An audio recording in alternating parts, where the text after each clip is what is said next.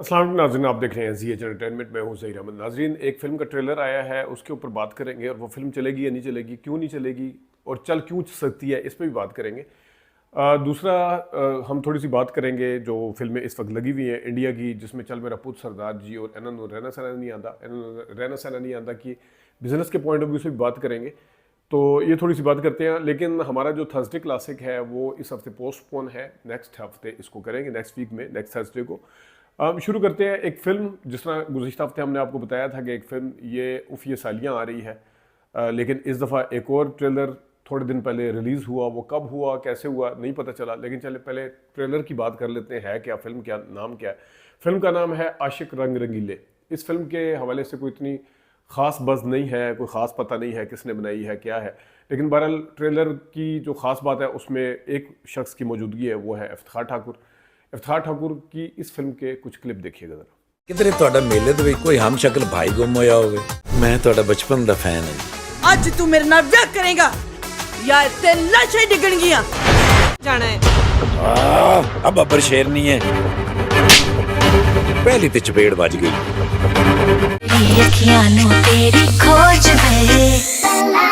रानी नाज़रीन, आपने ट्रेलर के कुछ क्लिप देखे, इसमें कौन कौन है और क्या क्या हो रहा है, किस किस्म किस नोयत की है, ज़रा मज़ीद जानने की कोशिश करें। मज़ीद ट्रेलर देखिएगा। कड़ाई है कड़ाई और तेरा सत्यानाश।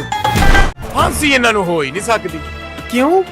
ਉਹ ਇਹਨਾਂ ਨੂੰ फांसी ਦੇਣ ਲੱਗੇ ਉਹਨਾਂ ਕਿ फांसी ਵਾਲੀ ਧੌਣ ਹੀ ਨਹੀਂ, ਇਹ ਤੇ ਮਰੋੜਨ ਵਾਲੀ। तेरे पीछे रह गई मैं तेरे पीछे रह गई की कर देता सजना मैं तेन व्हाट्सएप।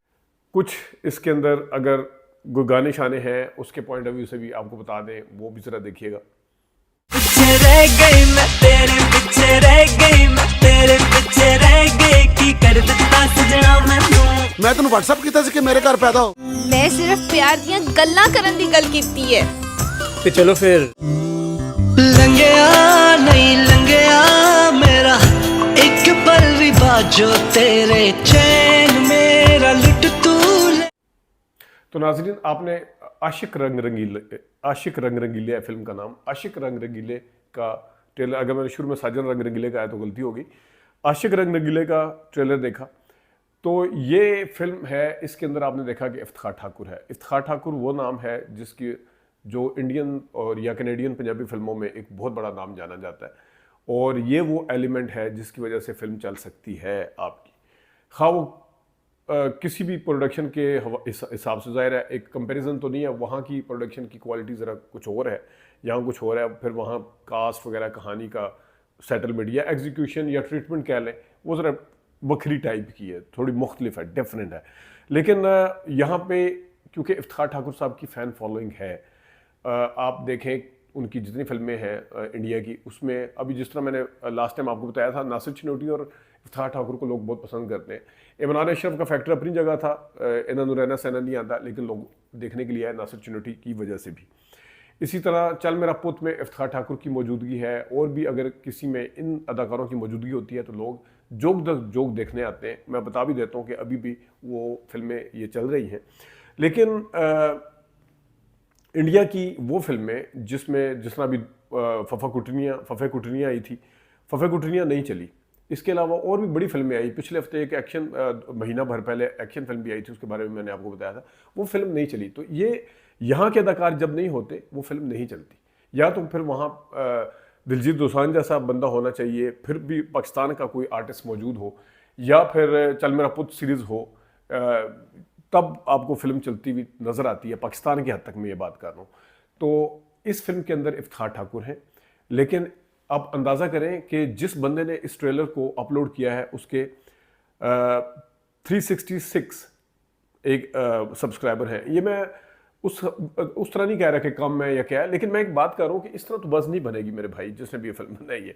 इसको थोड़ा आप करें, आप कम से कम इफ्तिखार ठाकुर साहब खुद बड़ा नाम है, उनको कहें वो अपने सोशल मीडिया प्लेटफॉर्म पे इसको डिस्कस करें। अगर किया भी है तो इसको कहीं मार्केटिंग के पॉइंट ऑफ व्यू से करें। कोई सिनेमा के अंदर ट्रेलर की फ्रीक्वेंसी नजर आनी चाहिए आपको चलती हुई, लेकिन नहीं है। ना ही उफ़ ये सालियाँ के चले, उफ़ ये सालियाँ में शायद राना साहब थोड़ा बहुत इधर उधर शोर शराबा कर लेते हैं, वो बातचीत भी कर लेते हैं उनका, क्योंकि रिलेशन उसके अंदर पुराना है, जड़ें हैं, तो कहीं ना कहीं वो बात लाहौर की हद तक ही चले सही, कुछ यूट्यूबर्स को इंटरव्यू दे देंगे, कुछ और भी बात कर लेंगे, लेकिन इस फिल्म को किसने, मुझे यकीन करें कि मैंने एक फिल्म का इन्होंने रहना सहना नहीं आता कि जिस टाइम मैंने रिव्यू दिया तो मुझे किसी भाई ने बताया कि आशिक रंग रंगीले का भी ट्रेलर आया हुआ, उस पर भी रिव्यू दे दें। मुझे नहीं पता था, मैं हालांकि नज़र रखता हूँ इन तमाम चीज़ों पर, मुझे नहीं पता था ये फिल्म कैसे चलेगी, क्यों चलेगी। एक और खुदकुशी करने जा रहे हैं, एक और इसी तरह होगा, एक फिल्म अननोटिस चली जाएगी। आपने फरहाद ठाकुर साहब को मुआवजा दिया होगा, ज़ाहिर है जब आप इंडिया की फिल्मों में जब कोई काम करता है तो बढ़ जाते हैं मुआवजे। तो आप किस तरीके से इसको प्लान कर रहे हैं, कब प्लान कर रहे हैं, कब आना है, सिनेमा वालों को बताएं, कोई बिल बोर्ड वगैरह लगाएं, कोई उधर पोस्टर लगाएं, कोई जो भी वहाँ पे लगते हैं सिनेमा के ऊपर कोई ड्रॉप नज़र आनी चाहिए, वहाँ पे कुछ नज़र नहीं आ रहा किसी भी जगह पे, लेकिन फिल्म आ रही है। और अगर आपने फिर इसका वही हिसाब करना है जो होता है तो ठीक है, अब आपकी मर्जी है। दूसरा, अब क्योंकि इन फिल्मों का जिक्र चला है तो मैं ज़रा ये आपको बता दूँ, 27 जून को सरदार जी आई थी, 27 जून को, और 1 अगस्त को आई थी जनाब चल मेरा पुत, और गुज़िश्ता हफ्ते आई थी इन्होंने रहना सन नहीं आंदा। तीनों का डंका इस वक्त भी बज रहा है। सरदार जी के शो 4-4, 5-5 शो हैं, वो आपको नज़र भी आ रहे होंगे। सरदार जी अभी भी लगी हुई है, यानी कि आप देख लें जून गुजरा, 27 जून यानी जुलाई गुजरा, और अगस्त भी ऑलमोस्ट गुजर चुका है, लेकिन ये फिल्म जो है अभी भी लगी हुई है। इसी तरह चल मेरा पुत जो है 1 अगस्त से आई थी, महीना इसको भी हो गया, और इसके भी 4-4 शो आपके सामने नज़र आ रहे हैं। क्यू सिनेमा के शो आप देख लें, वहाँ पे अच्छे खासे शोज़ मिले हुए हैं। फिर आप इसको चल मेरा पुत को अगर आप यूनिवर्सल सिनेमा में देखें, वहाँ पे भी अच्छे खासे शो मिले हुए हैं। कराची के हद तक नज़र नहीं आ रही, लेकिन बाकी जगह पे भी पिंडी के अंदर भी चल मेरा पुत के शोज़ नज़र आ रहे हैं। इसी तरह सरदार जी जो है वो कराची के अंदर भी इवन नज़र आती है, आपको कराची में भी सरदार जी लगी नज़र आती है। इन्होंने रहना सहना नहीं आता, उसके शोज़ भी आप देख लें, उसके भी अच्छे खासे शोज़ हैं।